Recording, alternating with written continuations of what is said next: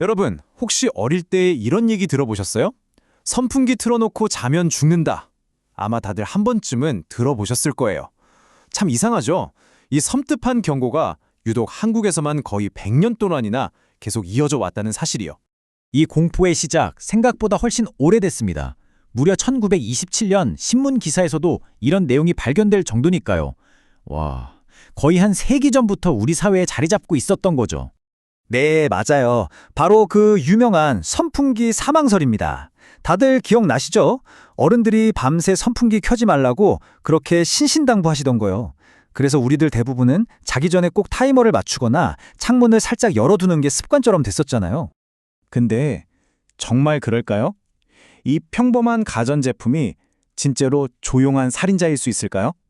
자, 이제부터 이 오래된 미신 뒤에 뭐가 숨어 있는지 그 진실을 한번 제대로 파헤쳐 보겠습니다. 아니, 도대체 어떤 원리로 선풍기 때문에 사람이 죽을 수 있다는 걸까요? 이 미신을 수십 년 동안이나 그럴듯하게 만들었던 두 가지 핵심 주장이 있습니다. 소위 선풍기 사망설의 대표적인 이론, 바로 이 두 가지였습니다. 하나는 저체온증, 다른 하나는 질식사. 특히 언론에서는 이 두 가지를 주된 원인으로 지목하면서 공포를 더 키웠죠. 보세요. 심지어 과도에는 주류 언론이나 일부 전문가들까지 나서서 이런 주장에 힘을 실어줬습니다. 과학적인 검증도 없이 말이죠. 이러니 사람들이 이걸 근거 없는 미신이 아니라 당연한 상식처럼 받아들이게 된 겁니다. 자, 이제 막연한 추측의 세계는 그만 벗어나고요. 냉정하게 과학의 세계로 한번 들어가 보겠습니다. 과연 데이터는 우리에게 뭐라고 말해주고 있을까요? 가장 강력하고도 명백한 증거입니다. 바로 숫자 0. 놀랍게도 우리나라를 제외한 전 세계 그 어느 나라에서도 선풍기 때문에 사람이 죽었다고 공식 확인된 사례는 단 한 건도 없습니다. 사실 이거 하나만 봐도 답은 나온 거 아닐까요? 우리나라 연구 결과도 똑같습니다. 카이스트에서 직접 실험을 해봤는데요. 밀폐된 방에서 2시간 동안 선풍기 바람을 계속 쐬어도 우리 몸의 체온이나 혈압, 심박수 같은 주요 신호에 아무런 의미 있는 변화가 없었다는 겁니다. 상식적으로 한번 생각해 보자고요. 만약 선풍기만으로 사람을 죽일 만큼 온도를 뚝뚝 떨어뜨릴 수 있다면 우리가 뭐하러 훨씬 비싼 돈 주고 에어컨을 사겠어요. 선풍기는 공기를 차갑게 만드는 냉각 장치가 아니라 그냥 공기를 움직여주는 자동 부채 같은 거잖아요.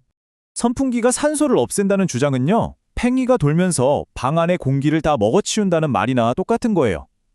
물리학의 가장 기본 원리조차 완전히 무시한 잘못된 주장인 거죠.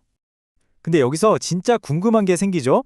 이렇게 과학적으로 말이 안 되는데 도대체 어떻게 이 미신은 몇 년이라는 긴 시간 동안 끈질기게 살아남을 수 있었을까요? 이 흐름을 한번 보세요. 처음엔 그냥 좀 자극적인 신문 기사였어요. 그런데 이게 70년대 에너지 절약 분위기랑 맞물리고 심지어 2006년에는 정부 기관에서 공식적으로 경고까지 발표합니다. 이러니 사람들이 이걸 단순한 뜬소문이 아니라 공신력 있는 위협으로 받아들이게 된 겁니다. 자, 이제 선풍기가 살인자는 아니라는 건 확실해졌습니다. 근데 이야기가 여기서 끝이 아니에요. 혹시 이 거대한 공포 속에 아주 작은 진실의 조각이라도 숨어 있었던 건 아닐까요? 아, 그럼 죽는 건 아니니까 이제부터 밤새도록 선풍기 틀어놓고 자도 괜찮겠네 라고 생각할 수 있잖아요. 과연 그럴까요? 선풍기가 우리를 죽이지는 않지만 이런 사소하고 불편한 문제들을 일으킬 수는 있어요. 피부나 코, 목을 건조하게 만들고 방 안에 먼지를 날려서 알레르기를 더 심하게 만들기도 하죠. 어쩌면 이런 작은 불편함들이 모여서 이거 몸에 진짜 안 좋은 거 아니야? 하는 막연한 불안감을 키웠고 그게 죽을 수도 있다는 극단적인 공포로 이어진 건지도 모릅니다. 그런데 이런 사소한 문제들 말고요. 우리가 정말로 경계해야 할 선풍기와 관련된 진짜 위험이 딱 하나 숨어 있습니다. 진짜 위험은 질식이나 저체온증이 아니었습니다. 바로 화재입니다. 낡고 먼지 쌓인 선풍기 모터가 너무 뜨거워져서 불이 나는 것. 이게 바로 매년 보고되는 가장 현실적이고 치명적인 위협이었던 거죠. 자, 그럼 이 모든 정보를 다 종합해 볼 때 우리는 선풍기를 어떻게 써야 할까요? 이제 더 이상 막연한 공포에서 벗어나서 현명하게 선풍기를 활용하는 방법을 알아볼 시간입니다. 딱 4가지만 기억하시면 됩니다. 첫째, 타이머. 밤새 틀지 않는 거죠. 둘째, 청소. 이건 화재 예방에도 정말 중요하고요. 셋째, 환기, 창문 살짝 열어두는 거요. 마지막으로 회전, 바람이 한 곳에만 계속 오지 않게 하는 거죠. 어때요? 아주 간단하죠? 이렇게만 하면 선풍기의 장점은 마음껏 누리고 단점은 피할 수 있습니다. 결국 이거예요. 예전에는 선풍기는 위험해하고 막연히 무서워했다면 이제는 이렇게 사용하면 안전하고 건강하구나 하고 똑똑하게 이해하는 거죠. 두려움이 아니라 이해가 필요한 겁니다. 결국 핵심은 맹목적으로 공포에 떠는 게 아니라 원리를 제대로 이해하고 올바르게 사용하는 지혜에 있는 겁니다. 이게 바로 100년이나 된 선풍기 사망설이 우리에게 남긴 진짜 교훈이 아닐까 싶네요. 이 한 문장이 모든 걸 딱 요약해 주는 것 같아요. 선풍기를 밤새 켜고 자는 다른 나라 사람들은 그것 때문에 죽지 않는다. 너무나 단순하지만 강력한 이 사실이야말로 선풍기 사망설이 과학적 진실이 아니라 얼마나 특이한 문화현상이었는지를 명확하게 보여주는 거죠. 자, 오늘 우리는 100년 된 미신의 실체를 파헤쳐봤습니다.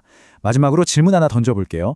지금 이 순간 우리가 너무나 당연하게 이건 상식이지 라고 믿고 있는 것들 중에는 또 다른 선풍기 사망설이 숨어 있지는 않을까요? 한 번쯤 생각해 볼 만한 문제인 것 같습니다.